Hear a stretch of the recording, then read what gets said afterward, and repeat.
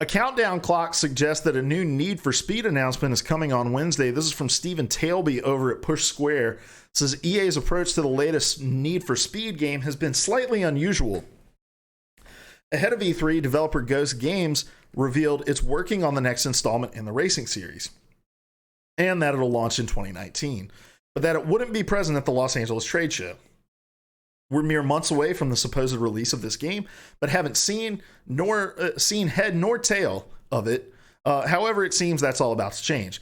A countdown timer on the official Need for Speed webpage suggests that we'll be getting the first information about the new game in a couple of days. To be precise, we should see some kind of reveal on Wednesday, August 14th at 7 p.m. Pacific Daylight Time. So here's the countdown clock over at the Need for Speed. I'm sure this thing has been picked and crawled over and, inspect item to see if there's anything that, we can glean information-wise about this game. But is there really a market for Need for Speed these days still? I feel like there's a ton of really great racing games across a variety of different genres within racing, and Forza dominates two of those. Forza is an excellent sim game in the Forza Motorsports, and then an awesome kind of more arcadey racing game in the Forza Horizon series. And so it's being dominated in two different genres across those across that just one franchise.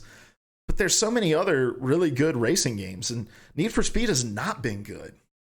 We've had two Need for Speed releases this generation. We had Need for Speed Payback, which was the last iteration that came out, that has like a 60 Metacritic score. And then Need for Speed 2015, which was that weird one that was like, oh, we're going to try to throw in some live action shit in here because that's what all these Need for Speed fans want.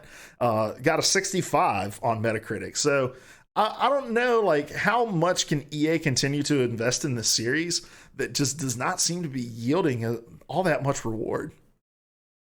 Kalilia says, I would still play a Need for Speed game if it didn't have catch-up style mechanics. The series has been very low quality in recent titles. So is that kind of like, I'm not a racing game fan, I'm more of a sports games fan. Is that kind of like the keep it close setting where, like in a basketball game where it's like, I'm playing well enough to blow the computer out by 20, but it's going to cheese some shit to make it sure I only win by 2?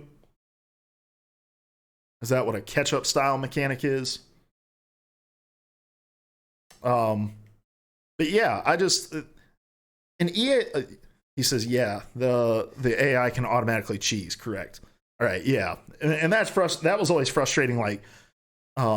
It was really apparent back in the old NBA Live days that those sorts of things existed, and even in 2K, there was always like the third quarter run that the opposing team would go on in order to bring the game closer.